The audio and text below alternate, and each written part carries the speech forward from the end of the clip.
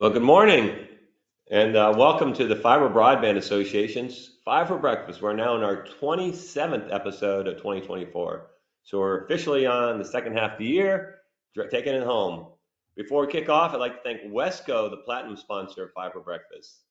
Last week I was in Lima, Peru for our second LATAM Fiber Connect event of the year, and we just had an amazing crowd of very senior government officials and senior executives from network operators who are serving the Peru and Latin America region.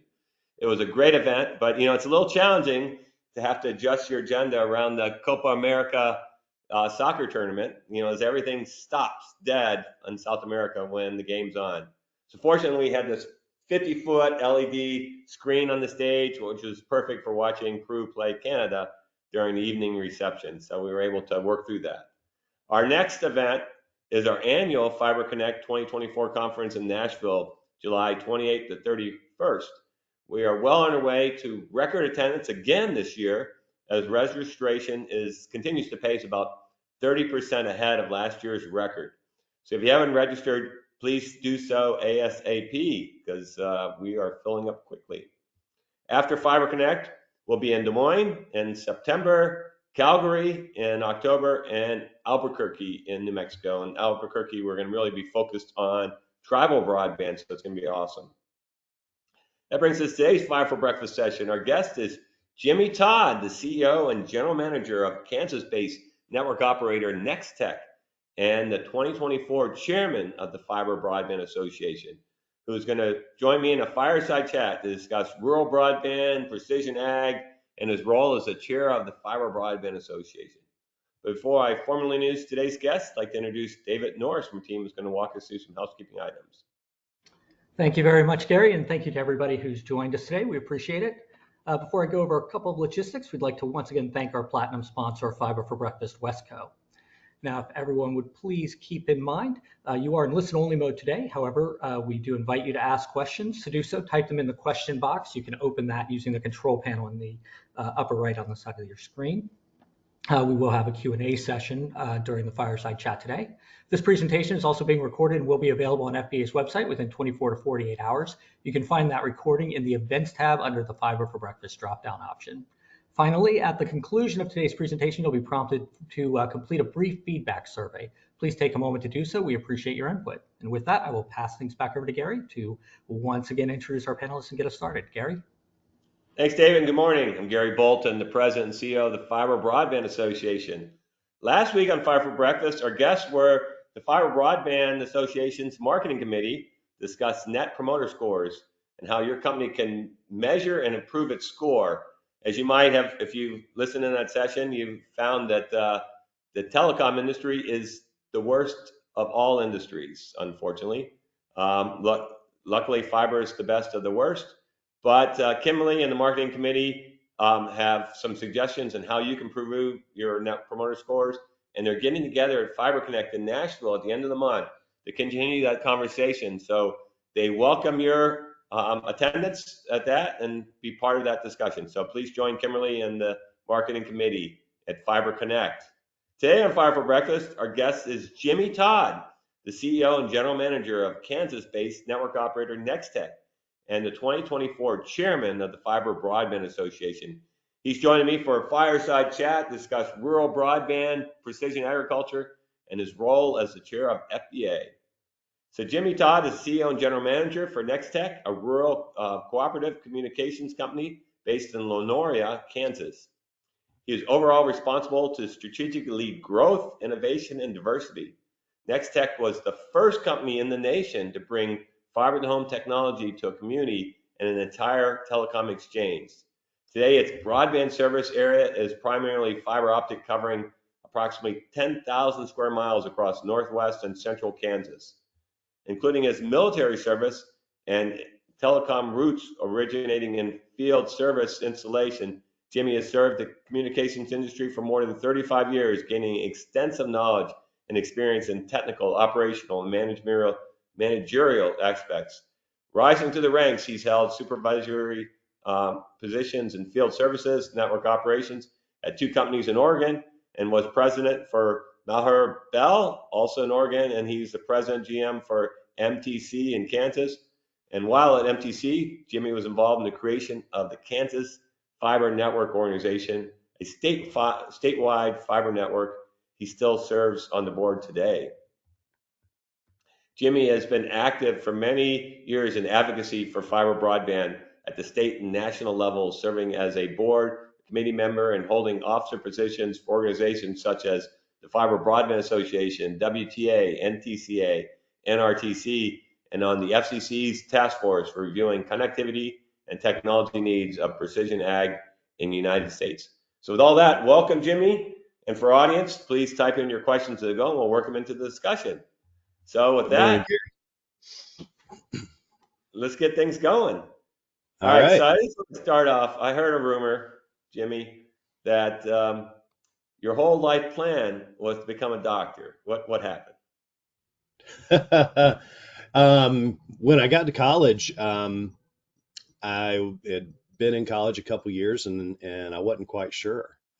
So I decided, I probably needed to figure out for sure what it was that I wanted to do. I always knew I wanted to do something to help the community that I lived in. I'm a small town guy, country boy, and my grandmother worked at the local doctor's office. She was a nurse and kind of ran the office. So, I kind of thought that was the direction I was going. Then, I said, well, let's take a little break, figure things out, decided, hey, I want to see things around the world, join the military. And, and in the Navy, I was in advanced electronics, and that's where I kind of fell in love with technology. And so there was no going back once I kind of got my feet wet with technology, and it's just kind of gone from there. So you're a Navy guy working on jets, then all of a sudden you go to Pac Bell and you're running crews in San Jose. I mean, so tell us how you went then. Well, Um, when I got out of the Navy, I'd finished my degree while I was on active duty. I had run crews. I needed a job when I got out, and for the first time in a long time, Pac Bell was hiring INR tech, so installation and maintenance. And I thought, wow, this is great. Kind of thought, well, this is a piece of cake compared to working on the jets and avionics systems I've been doing. But that was just the tip of the iceberg. I didn't realize how much more there was to the industry than what I was originally exposed to. Um, after a while, they talked me into going into management. I resisted for a couple of years. I kind of liked going home at the end of the day or getting paid for overtime, but it eventually they got me involved in a supervisor position, and I've just kind of moved a couple of times for new opportunities, and it's been good. So you went off to Quest in Portland, and then you were off to Mutual Tel and so forth. So you made your Yeah, way kind of from Oregon to Kansas, huh? I did. Yeah, when I left Pac Bell, it was because I had an opportunity presented to me in Oregon with US West at the time before the Pac Bell merger, or excuse me, before the Quest merger. While I was at Pac Bell, I experienced the SBC merger, so I got to see a couple of large organization mergers.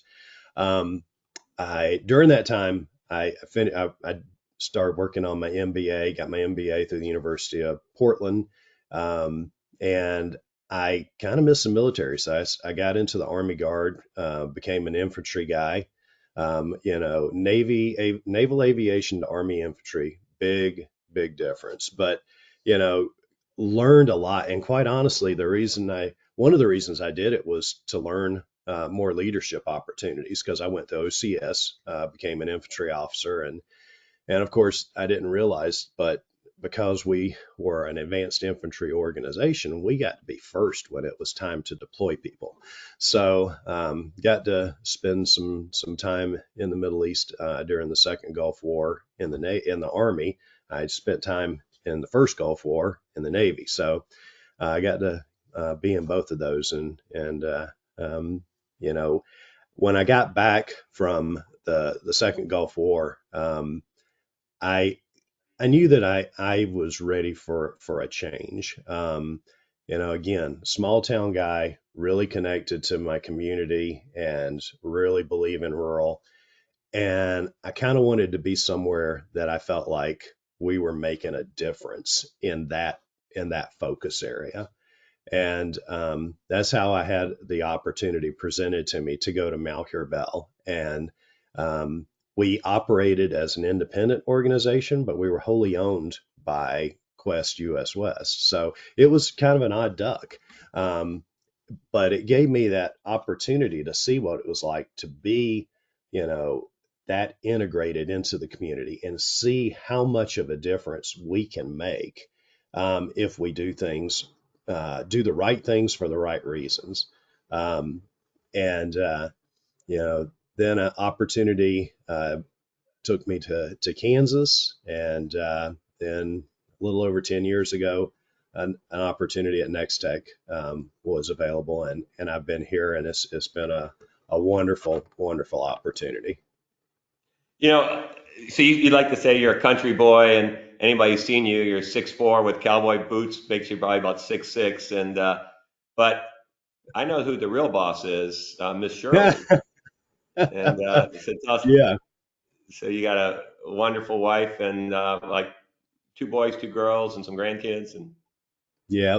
We've got four children, two boys, two girls, and a grandson who's now 9 years old, which is hard to believe. so one of the things exciting for me, and given your military service, both the Navy and Army, is that 80%, 87% of our graduates from Optic Path are veterans. Hmm. And given your experience of, leveraging your military service to kind of set the foundation for your career in telecom, I mean, what are your thoughts about the fact that we're enabling so many veterans to be able to get into our industry? I think it's wonderful because, you know, like when I got out, there were resources that helped kind of point you in directions for where you could try and go from the military when I got out of active duty to a civilian job. Um, but you know, having something like this, which provides that hands-on experience, gives you even more depth of knowledge of the industry and, you know, fiber optics in general, I think becomes a huge opportunity for folks getting out of the military who may have had a technical background or may not have had a technical background. You know, for me, I came from a technical background, so it was pretty easy for me to transition into the telecom world and understand that. But with the way, you know, our training program has been set up, it can take folks who don't come from a technical background and give them the tools, give them the knowledge, and give them the confidence to be able to go out and be a functioning member of a team and hit the ground running. Which, you know, anybody that's hiring wants to hire somebody who can be productive as soon as possible. And you know, so I think it's a fantastic opportunity for vets. Fantastic. So let's jump into Nex-Tech. So here you're in rural Kansas with a cooperative telecommunications company, and you guys are the first to bring fiber to the home to your community in the full exchange. So tell us kind of what's the mindset, why did you guys start fiber so early, and kind of what have you guys been focused on? So, yep, Nex-Tech was the first to bring fiber to a rural community. And, you know, the reality was we've always been kind of forward thinkers. Um, People really didn't like the fact that we wanted to deploy fiber because, you know, that was quote unquote gold plating. Um, but looking at the future and saying, okay, where are we going to need to be? Not where did we need to be or where are we today? You know, fiber made sense. And so, you know, that was at the end of 95 when Hill City was lit up as the first community in a rural area. And from that, we never stopped. We continued building our rural communities using USF, using grants, using loans, working with USDA, every way that we could find funding to continue to build fiber into these communities. We built a core network that connected all of the exchanges that became part of Nex-Tech, which really connected a pretty good section of the state, just, but all rural, right? As we've continued expanding where we serve, we've continued trying to grow our network to connect with that. But then we interface with the Kansas Fiber Network. We interface with peers. Intersect with other providers, and so we have connectivity, beyond our footprint just through that fiber interconnection with others. Um, but we knew that fiber was the future, just as it is today. We talk about that, at FBA, how, fiber is the future, and, we can't look backwards. We've got to look forwards, because too often folks that are in decision-making positions, they are more focused on right now as opposed to where do we need to be in a few years. So policy and regulations and things like that are always kind of delayed. But technology doesn't wait. And our rural communities need to have technology. We look at the advantages that our communities have for education, for healthcare, for public safety, for just small business. Nowadays a small business in rural Kansas can have customers all over the world, not just in that small town. It used to be that was the only way that they could survive, was by the local residents. But now you have an online presence, and you can have connectivity and provide your, services or your product all over the world. And so, it really makes a difference when you have that available in our rural areas. So talk a little bit about Lenoria and just what the economic impact of fiber has done for the community, and what are you seeing as far as whether it's healthcare, education, jobs, people moving in the area? I mean, are you seeing a impact? When I look across our entire footprint, what I'll say is, in our rural areas, we have seen less attrition in the areas that are fiber connected than we see in areas that don't have fiber. We see the benefits of the schools being able to connect across the state into like CanRen and CanEd networks and things like that our fiber facilitates. Um, I sit on a hospital board, and our hospital, has connectivity to other hospitals for providing information, data, providing specialist care and things like that. So it really has made a huge difference in our local communities. And, quite honestly, we've had it in place for so long. A lot of the folks in our communities don't realize that it's not like that everywhere, because, here it is. It's 2024. This is 28 years after we started doing it. So some of the folks have never known anything else. And when they go to communities that don't have fiber, they're shocked, that it's like, well, why don't you guys have it? And, it's like, well, it just hasn't got here yet. And we're hoping that in the next few years, everybody across the United States will have access to fiber. Well, in the NTI BEAD allocation, Kansas came up a little short. And I know the broadband office was saying, hey, we're not going to have enough money to get fiber everywhere, and we're going to have to do fixed wireless and things like that. I mean, as an operator and a resident of Kansas, what are your thoughts on, getting fiber versus doing something else just to check boxes? It's frustrating that the ability to get everybody connected by fiber may be limited by the funding available. And you look at like areas we serve, and a lot of from central to western Kansas is extremely rural. And you know, in the area I serve, outside, you take a couple of towns out of my service area, and I'm below 1.5 persons per square mile. And in a lot of areas, less than one per square mile. So this has been a labor of love for the past 28 years to get all of our cooperative members connected, which we accomplished at the end of 23, which is a huge success for us. But, when you are looking at that, it is highly rural areas that still are going to need to be connected across our state. And you're looking at a 75-25. All right. There's not a business case that works for that, for a provider. And it's like one of the things that KOBD had done, which I loved in some of the state things they managed, is they put a sliding scale based on density. So you had a lower match requirement depending on if you had a much less dense area.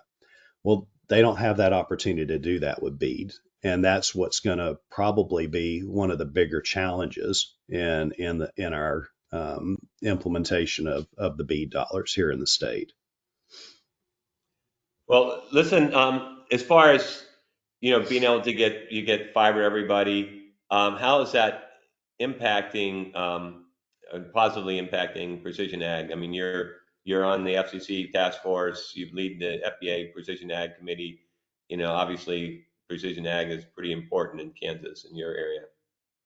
Well, I had been on the task force. I'm no longer on it, but I was involved in it for 4 years. And you know, I can give you examples of precision ag that were being used, uh, over 10 years ago. Um, and we had a little dairy that was outside of our exchange, that had an opportunity to be a provide their product to Dannon Yogurt, but they needed fiber connectivity to have that connection with Dannon to monitor what was going on with the operation, with the milk product, help with how they fed them, how all these different things, a lot of things that I never realized was that important, but it is hugely important for the quality that they have to maintain. We worked with them and we extended 9 miles of fiber to get them connected. Now, they weren't in the cooperative, but it was, again, the right thing to do for the right reason.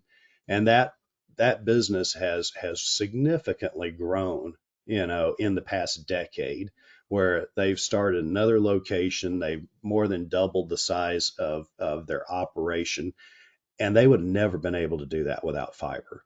You look at the folks who are involved in livestock, whether it's monitoring cattle in a feedlot, or whether it's doing a live sale, where you have to have connectivity to facilitate those things.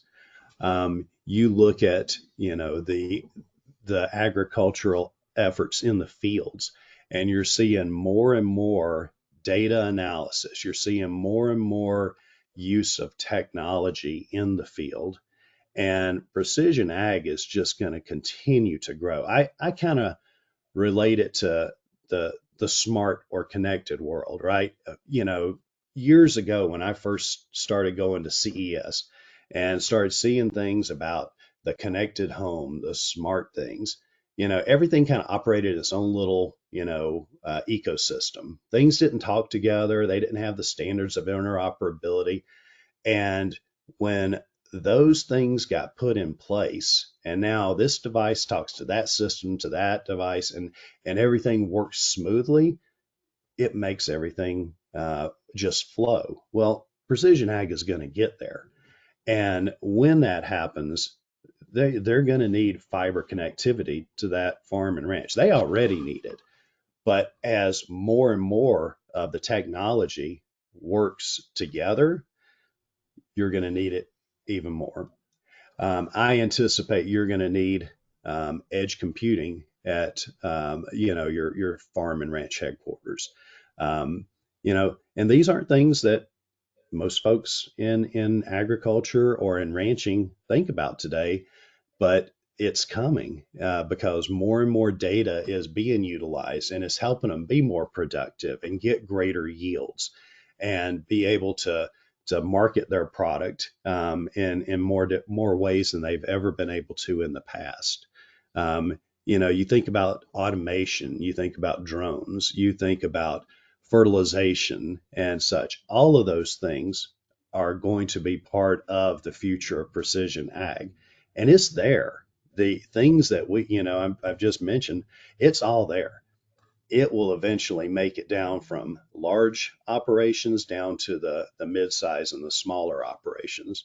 But it's a transition, and I've got a lot of farmer friends around here, and Grandpa Fred and Uncle Joe are still making the decisions at the farm, and they're still doing it the way they want to do it. Well, their son and their grandson are learning about all this new technology, and they're going to get to start making those decisions. And as they make more of those decisions, more and more precision ag adoption will take place and greater yields will continue to happen. Last week in Peru, there was a great uh, presentation on precision ag in Peru and talking about the yield and performance benefits that some of these community farms have had when by leveraging the technology and just being able to have you know better moisture content, better production, better yield, and then being able to um, the commodity selling and trading of this all all kind of works together as a system, and it's life changing, right? To be able to take these small farms and be able to aggregate it into more systematic approach, and I can see that around the world being especially as we want to make sure that we have enough food production for everybody. Speaking of food production, one of your buddies, Teddy Beckley from Land O'Lakes, will be at our conference talking about Excellent. precision ag, and we're doing a keynote. So let's talk a little bit about the conference. All right. So we're going to look like about 5,000 people in about 3 weeks, and July 28th to 31st in Nashville. So tell me your Yes. thoughts on the conference and what you're looking forward to there. Well, number one, I didn't think last year could be topped. It was an amazing event last year, and we're already on track to exceed, attendance. Um, 5,000 attendees is mind blowing. I think it's so exciting that there are that many people excited about fiber, the future of fiber, and what they can do to be a part of it. We've got some amazing speakers that are going to be there. And, Gaylord Opryland, it's hard not to love being in Nashville. So there's a lot of excitement, I think, in the industry about Fiber Connect, and it shows because we've seen a lot of interest early, and, it'll be here before you know it. Well, Jimmy, last question. So you're the chair of the Fiber Broadband Association this year. We're halfway through the year. A great first half. What do you want to make sure that we achieve by the end of the year? For me, it's continuing to keep fiber as the focus. Our advocacy efforts this year have been amazing. Marissa and the Public Policy Committee have been doing more and more work than we've ever had at FBA, and they're making such a difference. And keeping that as a priority because that is going to help us with guiding decisions that truly impact getting fiber to every home. And I've said it before, and I've had people ridicule me because of saying this, but I feel every place that's got electricity can get a fiber connection, and you're going to have to prove to me that that can't be the case. Well, Jimmy, first of all, thank you for your military service, both Navy and the Army. Thank you for your industry service, and we really greatly appreciate your leadership at the Fiber Broadband Association and look forward to seeing you and everybody in Nashville, July 28th to 31st. Thanks everyone for joining us today and look forward to getting back together next Wednesday. We're going to get together with my good buddy Tyler Cooper, the editor in chief of Broadband Now. who's going to be discussing the digital divide, municipal broadband shifting role. So you're not going to want to miss that. It's some latest research by Broadband Now. We'll see you guys next Wednesday. I hope everybody has a wonderful 4th of July, and we'll look to see you guys in Nashville. Thanks, everyone.